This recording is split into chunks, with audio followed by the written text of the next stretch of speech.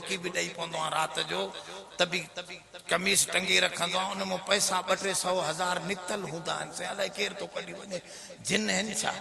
मां चयो अबा ॾिस मतां माई तवारी जिनड़ी हुजे तूं न ॾींदो हुजे सख़्ती कंदो हुजे उहा ईअं मड़े कमाल आहे 100 साल तोखां शैतान बुराई कराए तुझे बचड़न खां बुराई कराए 1000 साल बुराई कराए हिकड़े ॾींहं तूं चयो अस्तगफिरुल्लाह रब्बी रब मूंखे माफ़ कर मां उन जे 100 साल 1000 साल ते पानी फेरे तुझे गुनाहन के माफ करे जन्नत जो वारिस तोखे बणाई दोस्त थोरो तवज्जो कंदा त गाल समझ में ईंदी असां के जो कुछ मिलियो आहे वो सोहणे मोहम्मद खां मिलियो आहे कंहिं खां मिलियो अबा सहाबी मिलिया आहिनि त रसूल खां छो त सहाबी छा के चइबो आहे सहाबी उनके चइबो आहे जेको नबी साईं जी सोहबत में ईमान सां कुछ वक्त रहे या ज़ियारत करे उनके सहाबी चइबो नबी जी सोहबत याफ्ता के सहाबी चइबो त सहाबी मिलियो रसूल खां अहल बैत उहे भी मिलिया रसूल तवज्जो आहे अलाए छो त अहल बैत जी माना है किराबतदार कुर्ब जा मुख्तलिफ दर्जा हैं यो मौजू जुदारो आ अलबत्ता उहे भी मिलिया हैं रसूल खां मां इहो भी अर्ज रखंदुसि त ही कुरान मिलियो आ भी जोर सां यार थोरो ॻाल्हाईंदा हलंदो त कम हलंदो न त एक तरफ़ा मसलो न हलंदो अबा ही कलामुल्लाह मिलियो आ भी रसूल छो मिशकात शरीफ जी सही हदीस में आहे अल्लाह ताला जलाल सां जदे कुरान शरीफ पढ़ियो खुद रब तिलावत कई नतलू अलैका बिल हक अल्लाह भी हिन कुरान जी तिलावत कंदो आहे अल्लाह सजदो न कंदो आहे तवाफ न कंदो आहे अल्लाह साईं जे इबादत कई वेंदी वो कंहिंजी इबादत न कंदो आहे अलबत्ता पंहिंजे कलाम जी तिलावत रब भी फरमाई आहे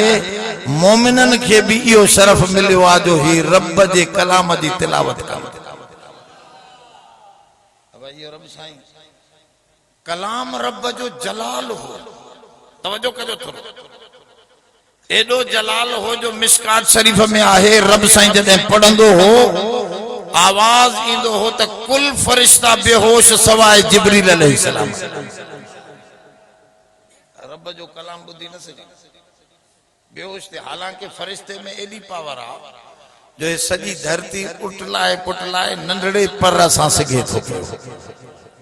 लतीफ शय न लतीफ शय में अल्लाह ताला पावर्स रखया बिजली दिसण में न इंदी आहे ये फरिश्तो भी दिसण में अब गाल समझो तारन में बिजली हले थी पर दिसण में बिजली के वडी पावर आ ये फरिश्तो तमाम पावरफुल हुंदो आ मामूली फरिश्तो भी हिन सजी धरती के नंढड़े पर सां धिके सके तो पे माना एडो पावरफुल आ पर रब जो कलाम बुद्धि न सकियो बेहोश थी हदीस में सही हदीस में जद आवाज बंद थो तो फरिश्ता उठी जिब्रील अलैहिस्सलाम का पूछो मा काल रब्बुना असां जे रब छा फरमायो तो जिब्रील अलैहिस्सलाम अन्या भी कलाम जलाल है बुधण जे लायकत न था रखन जिब्रील पढ़ी को न तो बुधाए उनन के बस एतरो तो चवे काल अल हक जो कुछ रब फरमायो सब सच फरमायो बस एतरो तो बुधा एरे तवज्जो कजो कुरान शरीफ खुद तो फरमाए लो अंज़लना हाज़ल कुरआन अला जबलिन लरअयतहु खाशिअम मुतसद्दिअम मिन खशियतिल्लाह हिन कुरान के जेकने जबलन ते नाजिल कयूं त जबल भी डरी पवन रेजा रेजा जरा जरा थी वनन झुकी पवन माना ही जलाल इनके आम मानू बर्दाश्त करे किए सघंदो एडे तवज्जो कयो मां उन जो एकड़ो मिसाल दींदो आहियां लोह जो टुकड़ो बाह में गरम कयो गाढ़ो लाल थी वने आहे को हिन शहर में जेको उनके डायरेक्ट तिरीअ ते खणी ॾेखारे गरम छल गाढ़ो लाल कोई भी मां जो लाल खणी हाणे खणो आ त कीअं कबो इनके पाणीअ में विझबो ठरी वेंदो थदो थी वेंदो हाणे नंढड़ो ॿार भी इहो लोह जो टुकड़ो खणी वेंदो इहा ई ॻाल्हि क़ुरान में फरमाई नज़लहु अला क़ल्बिक ऐ सोना हिन कलामुल्लाह जलाल खे असां लाथोसे जंहिंजो बार न जबल झले सघिया न फरिश्ता पिया ॿुधी सघन इन क़ुरान खे असां सोहणे मुहम्मद जी दिल ते लाथोसे छो कुरान तो फरमाए लिंत लहुम वलौ कुंत फज़्ज़न गलीज़ल क़ल्बि लनफ़ज़्ज़ू मिन हौलिक ऐ सोना तोखे पाणीअ खां वधीक नरम क्यों हसे कुरान जलाल हो नबी जमाली जमाल रहमती रहमत नरम पाणीअ खां भी वधीक उन में जो ही कलाम आयो त एड़ो थदो थियो जो नंढड़ा भी प्या पढ़न त वॾा भी प्या पढ़न त कलाम भी मिलियो त रसूल ॻाल्हि तवज्जो सां थोरी समझ सहाबी मिलियो रसूल खां अहल बैत मिलिया रसूल खां कलामुल्लाह मिलियो जोर सां रसूलुल्लाह मरकजी नुक्तो आ खुद खुदा मिलियो असां के वो भी रसूल अब मान तो जवां खुद कुरान में लिखल कुरान शरीफ में लिखल युसब्बिहु लिल्लाहि मा फिस समावाति व मा फिल अर्जिल मलिकिल कुद्दूसिल अजीजिल हकीम हुवल्लज़ी बअस फिल उम्मीयीन रसूलम मिनहुम रब साईं तो फरमाया वो रब तमाम जो पाक आहे कुद्दूस आहे तमाम वडी इज्जत जो मालिक आहे उहो रब आहे जह तवां दे इहो सोहणो मोहम्मद मोकलियो इनके ॾिसो त मूंखे समझो उन जो हिकिड़ो मिसाल ॾियां थोड़ो तवज्जे में रहे अबा नबी साईं आया त मक्के जे मुशरिकन मूर्तियूं पूजींदा बुत परस्ता मूर्तियूं पूजींदा मूर्तियुनि जूं अखियूं त ठहियल हूंदियूं ॾिसण वारियूं लहुम आयुनुन ला युबसिरून बिहा व लहुम आज़ानुन ला यस्मऊन बिहा कन हुयन पर ॿुधन न पिया अखियूं ठहियल हुयूं मूर्तियुनि खे पर ॾिसन अब मूर्ति ॾिसंदी कोन्हे अख ठहियल सोणी हूंदी जीअं गुॾनि खे हूंदी आहे त नबी साईं उन्हनि जे ख़ुदावन जा ऐब कढिया त तव्हांजा ख़ुदा गूंगा ॿोड़ा अंधा पकड़े न सघन हथ अथनि पर पकड़ण वारा न टंगूं अथनि पर घुमण वारियूं नबी साईं उन्हनि जे ख़ुदावन जा ऐब जो कढिया त काफ़रनि चयो तूं पंहिंजो ख़ुदा वठी आ त उन जा बि असां ऐब कढूं असां ॾेखार असांजो ख़ुदा असांजो ख़ुदा त नबी मूसा भी मामूली झलक तजली आई त मूसा बेहोश जबल जली खाक बणजी वियो रब त ॾिसाइण में मूसा नबी खे न आयो त काफ़र मके जा काथों ॾिसंदा रब साईं छा चयो रब साईं हुजूर खे फरमायो सोहणा तूं पंहिंजो वजूद ॾेखारे इहो ऐलान कर फ़क़द लबिस्तु फ़ीकुम उमरा मां तव्हां में नंढो वॾो थियो आहियां हुजूर जन ऐलान था कनि मां बचपनो तव्हां में गुज़ारियो आहे मां जवानी तव्हां सां गॾु गुज़ारी आहे मुंहिंजी ज़िंदगी जो उथण वेहण तव्हां सां आहे मुंहिंजी ज़िंदगीअ में मिस्टेक कढी ॾेखारियो ग़लती कढी ॾेखारियो का ख़राबी जी निशानदेही कयो त सब काफर था चवन त तव्हां में का गलती असां न ॾिठी आहे अंत सादिकुल अमीन तू ज़बान जो सच्चो किरदार जो अमानतदार आहे त रसूल तो फरमाए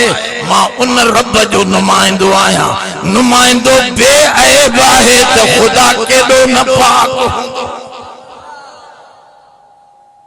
अब ॻाल्हि समझो नुमाइंदे में ऐब न आहे इन करे मां चवंदो आहियां कलामुल्लाह ला रैब फी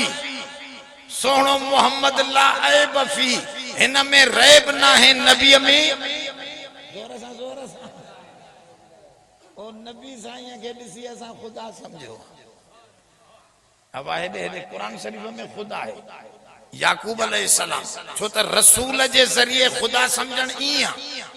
जीअं रोशनी में चाबी साइकिल मोटर जी किरी पवे उन जे मथां हथ विझण मिसाल समझो थोड़ो तवज्जो सां अंधारी कमरो हुजे हिकड़े हमरा जी गाड़ी जी चाबी किरी पई अंधारी कमरे में कीअं लहंदो थापोड़ा हणंदो गाल समझो अकुल सां दीन लहण खुदा लहण अकुल सां दिमाग सां तजर्बात करना पवंदा नेठ तू समझी वेंदे नेठ सुठी शय साइंसदान भी लहंदो पर लखे तजर्बात करना पवंदा जै सेल ठायो न सेल जै बैटरी ते सजो निजाम बिजली जो हले तो चन था इन 3 लाख तजर्बात क्या तदे सेल मिले आवाज साइंसदान भी तजर्बा यो थापोड़ा हणदो रहंदो अंधारिया में नेठ चाबी ते भी हथ लगी वेंदो पर यो सही तरीको ॻोल्हण जो ना है खुदा ॻोल्हण जो सही तरीको सही गाल ॻोल्हण जो सही तरीको ना है घर दा वन लाइट खणिया बैटरी खणिया अंधारी कमरे में रोशनी कर जाथे चाबी पई हुंदी थापोड़े हणन जी जरूरत ना है डायरेक्ट उते तो जो हथ पहुचंदो फरमाओ मां तवा उम्मतियो नबी जे उम्मतन के मां सोहणो नबी सिज बनाए दिनो आ इन जी रोशनी में जेका शय तवा के मिलंदी वा डायरेक्ट मिलंदी तो खुदा भी मिलियो रसूल खान तो डायरेक्ट मिलियो ए सही जाए ते तू पहुंचंदे अकुल सां खुदा ते सही न पहुंचंदे जेड़ो सोने रसूल जे तरीके से अब तवज्जो आहे त असा के सब शय काथों मिली अब गालायो न थे आल बैत मिलिया रसूल खान साहबी मिलिया रसूल खान कुरान मिलियो रसूल खान खुद खुदा मिलियो जोर सा रसूल मर्ग हे जेको खबीस फ्रांस जो सदर रसूल ते अटैक करे तो न क़यामत ते न खुदा ते न तवा जे के बे अकीदे ते यो अटैक करे तो पियो न कहीं दीन जी बी गाल ते अटैक करे तो रसूल ते अटैक छो तो करे समझे तो ते हिनन जो सजो मरकजी नुक्तो रसूल आहे रसूल हिनन जे दिलन का परे कया त पो हिनन वट कुछ न रहंदो पर असा बुधायण था चाहूं यकीनन असा भी पांजे मरकजी नुक्ते के सुञातो आ सजी दुनिया त छड़े सगंदा हो पर रसूल जो दामन अब समझो था यार लगे तो तवा ही छलो बात पटे होदे तके तो एडे छा रखो अब कुरान शरीफ समझण की कोशिश कर मां तमाम तरतीब से एकड़ी गाल तवा जे सामने चक्की डिठी वे चक्की अगे हुंदी अटे पीहण जी उन जे विच में एकड़ो किल्लू हुंदो आ उन जे चौधारी चक्की जो पाट फेरंदो आ जेको दाणो किल जे पासे में बीठो हुंदो वो कदे पीसबो ना है वो कदे पीसबो जोर सा जेको उन खां परे थींदो तिरकंदो वो पीसी वेंदो या गाल हिन आयत में अल्लाह ताला तो बयान फरमाए त मरकजी शय रसूल थो इन जे वेझो थींदो इन जी सुन्नतूं अपनाईंदो इन जो तरीको अपनाईंदो तवा के न दुनिया जो अजाब दुखो कंदो न आखिरत में तकलीफ पहुंचंदी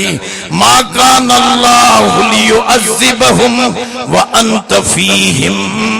ऐ सोना मोहम्मद जय उम्मती जे दिल में तुहजी जात जी मोहब्बत उनन के मां की अजाब यो असल जुमलो काफरन के लाए छो मक्के जो मुशरिक पियो चवे त जेकने अल्लाह जो रसूल है कुरान सच्चो आ चंदा हन काफर जो दिमाग उल्टो आ काफर जो दिमाग उल्टो वो सच के गलत के सचो समझी वेठो हुंदो आ इए जिए कंहिंखे मलेरिया जो बुखार थे उनके गुड़ खारायो त कौड़ो लगे से निम जा पन वरी मिठा लगे दिमाग उल्टो थी वंदो वो फैसलो गलत थींदो जेको सही से आ वो गलत नजरे जेका गलत से आ काफर जो दिमाग उल्टो थियो कुरान मथो इनी आयत जे मथो ये आयत अमतिर अलैना हिजारतम मिनस समा रब जे कदें नबी सचो आ उन जो कुरान सचो आ त आसमान ता पत्थर वसा असाते इनन के दुआ ये गोलनी दुआ त ये गोलनी जे कदें सचो आ त असा के ताबेदार बनानी जो बस दुआ त सही आ हुई पर रब रुसे मत खसे हणे कीन हथियार एड़ो कराए कार जहमे जो खोतो जे जीअ मां निकरंदो जीअ मंझा गाल उनन काफरन पाण चई त असां ते अज़ाब छो नथो अचे जेकॾहिं असां ग़लत हूं त असां ते अज़ाब अचे पत्थर वसन आसमान खां असां जे मथां त हुजूर जन थोड़ो मुतवजे थिया त रब हे त पाण था घुरन अज़ाब तू छो नथो करे न दिल में ख्याल आयो तो रब साईं जवाब में फरमायो मा कान अल्लाहु लियुअज़्ज़िबहुम व अंत फीहिम ऐ सोना तू जो गड रहे थो इनन काफरन सा मां किए अजाब क्या जाथे तू होंदे उते अजाब नहीं काफर ते भी अजाब रसूल जे मौजूदगी में नथो थोड़ो तवज्जो कयो अल्लामा इब्न कय्यिम तो लिखे जदे काफर ते अजाब रसूल जे ज़ाहिरी वजूद जे करे नथो अचे त मोमिन जंहिंजे दिल में प्यारे मोहम्मद रखियला सब जो सल्लल्लाहु हुजूर जो प्यार रखियला उन्नते अजाब किए इंदो खुद कुरान तो बुधाए त काफर भी रसूल जे वजूद जे करे अजाब का महफूजा त मोमिन उन का वधी को न जी मोहब्बत में गाल समझो थोड़ो तवज्जो कजो हजरत जुनैद बगदादी जे ला लिखंदा है गालबन उ आ या को बियो बुजुर्ग उनके एकड़े अंग्रेज ईसाई चयो त अच बई जना बाह में घेरऊं था जं जो मजहब सचो हुंदो वो बची वेंदो बाह मां जं जो कचो हुंदो वो सड़ी वेंदो हजरत जुनैद बगदादी मुंडरो मिलाए उन सा गडजी घेरिया बाह में चवन था त बई घूमी फिरी बाह का निकरी आया बिनी के बाह साड़ियो ही हजरत जुनैद बगदादी के दुख थियो त रब तू त हक जाहिर कंदो आ असा मोहम्मदी हक ते आयूं सब जो सल्लल्लाहु असा हक ते आयूं मुसलमान हिन जालिम के छो न साड़ी चंदा बाह मां आवाज आए हुजूर फरमायो मां पत्थरन जे भिक में मके में पत्थरन जे भिक में घुमंदो हुस त पत्थरन मां भी आवाज मुते सलाम जा इंदा जे पत्थर गालाए सगंदा ये बाह मां आवाज आयो बुजुर्ग जी करामत बाह आवाज कयो तो सोना मां इनके साड़िया हा पर तू सोने मोहम्मद जो नुमाइंदो इन सा हथ में हथ मिलायूं बीठे हैं नबी जे नुमाइंदे जो हथ मिलल हुजे त किए मां उन्हीं काफर के अजाब क्या मा कान अल्लाहु लियुअज़्ज़िबहुम व अंत फीहिम सोहणे जो नुमाइंदे जो हथ मिलला त उन काफर ते भी अजाब नथो थे तू मुंडरो परे कर अकेलो मोकिल त दिस मां बाह छाती तमाशो कर गाल समझे वाला हो समय में वो थोड़ो मां के मसले ते तवा के तो आने त दोस्तों तवज्जो कयो हिते भी मसलो यो हो हुजूर जे करे काफर ते अजाब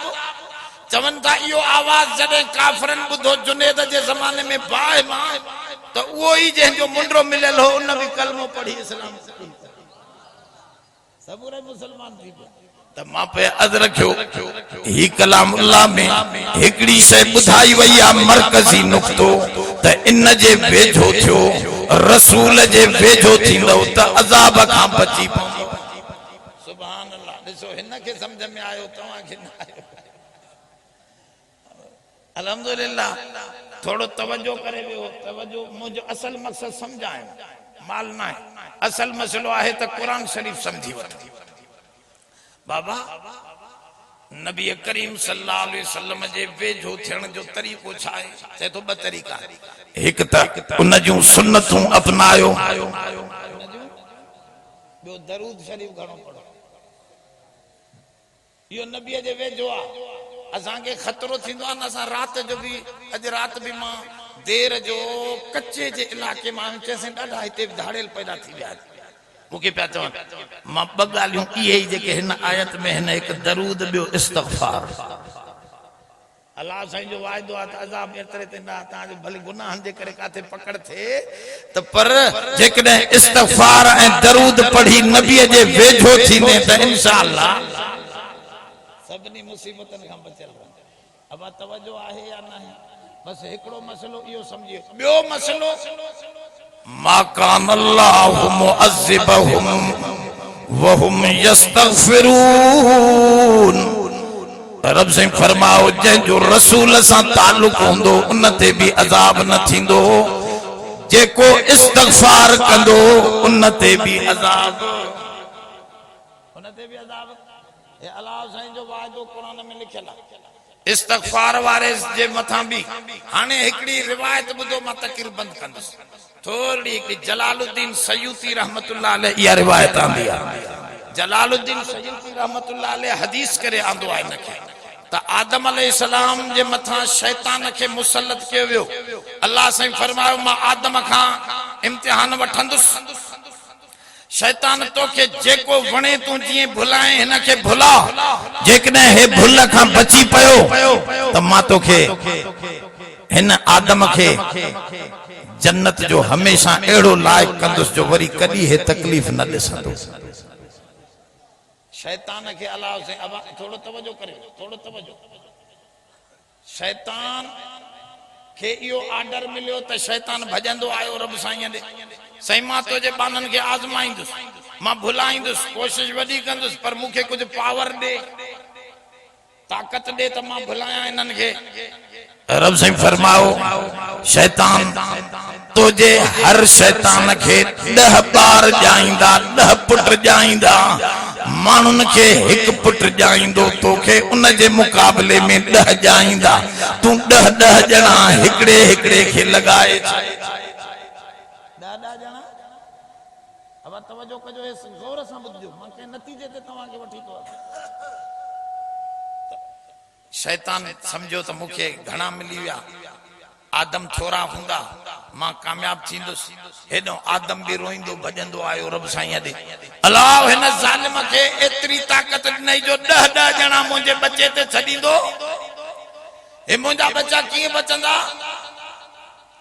तरफ से फरमाओ आदम तू भी घबरा ना तोखे मां अकुल भी दींदुस हिदायत जे लाबी भी मोकलींदुस किताब भी मोकलींदुस तोखे ये दसे करे बुराई दे को न वठी वेंदा ख्याल विझंदा तू ख्यालन के छडे कुरान ऐं नबी जे कढ लग जाई त सीधे रस्ते ते हलियो दींदे